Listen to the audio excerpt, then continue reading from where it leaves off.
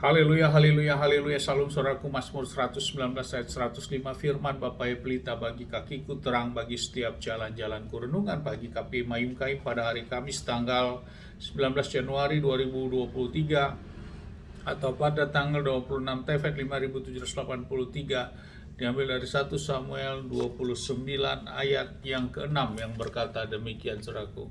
Maka Raja Akhis memanggil Daud dan berkata kepadanya, "Demi Yahweh yang hidup, dalam pandanganku engkau ini jujur ketika keluar maupun masuk bersamaku dalam pasukan tentaraku, sebab aku tidak menemukan kejahatan kepadamu sejak hari engkau bergabung denganku sehingga sekarang. Namun dalam pandangan raja kota bangsa Palestina lainnya, engkau dianggap tidak pantas." Saudaraku, perikop yang baru saja kita dengar dalam bacaan renungan Aftara ini adalah tentang Daud. Orang Palestina mencurigai Daud. Saudaraku, saat bangsa Palestina bergabung, 5 kerajaannya bergabung untuk berperang kepada bangsa Israel dalam hal yang dipimpin oleh Saul, Daud yang sudah melarikan diri dan bergabung kepada orang Palestina ini, saudaraku, dia ikut untuk memerangi bangsa Israel, saudaraku. Namun dalam perencanaan persiapan ini, keempat kerajaan yang lain mencurigai, raja yang lain mencurigai Daud ini, saudaraku.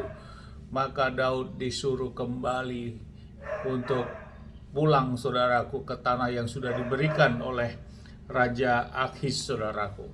Yang menjadi renungan bagi kita, saudaraku, sesuai bacaan perikop ini, bahwa Daud yang bergabung dengan orang Palestina dan sudah bergabung lebih dari setahun, dan dia tidak memiliki suatu riwayat hal yang tidak baik dipandang di hadapan Raja Akhis, saudaraku. Inilah sikap karakter Daud.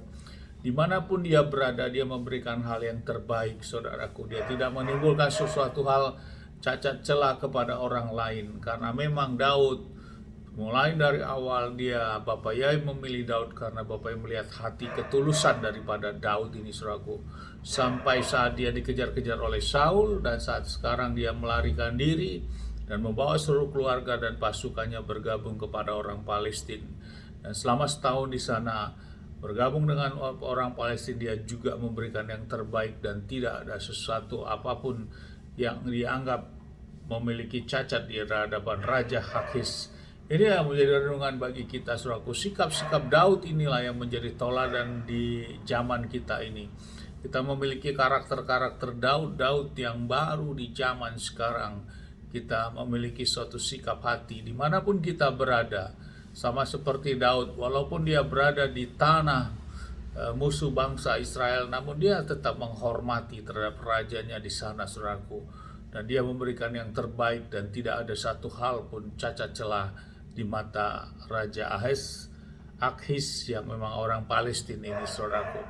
Dan sikap inilah yang tentu menjadi toladan bagi kita dimanapun kita berada. Bukan justru menjadi orang yang sebaliknya, saudaraku. Dimanapun kita berada, justru kita memberikan suatu keributan, memberikan suatu masalah. Itu adalah karakter-karakter yang bertentangan tentunya dengan firman, saudaraku. Mari, saudaraku, merubah sikap hati kita, siapapun saudaraku saat ini.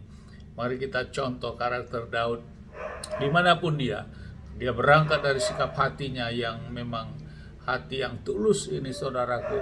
Maka terpancarlah kehidupannya juga kehidupan yang baik. Dan dimanapun dia berada, walaupun dia ditempatkan di mana, pancaran itu tetap nyata dalam hidupnya. Dan inilah menjadi catatan, dan inilah menjadi tentu hal yang baik yang harus kita ikuti dalam mengikuti apa yang tauladan dari Daud ini.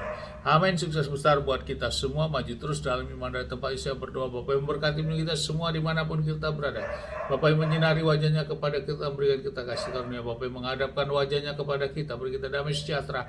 Apapun yang kita kerjakan, sepanjang hari semua yang menjadi berhasil, dan kita orang percaya kepada Bapak, kita tidak dipermalukan. Bersama Bapak dalam Adonai Yeshua HaMashiach, keselamatan yang pasti dalam hidup kita. Amin. Haleluya.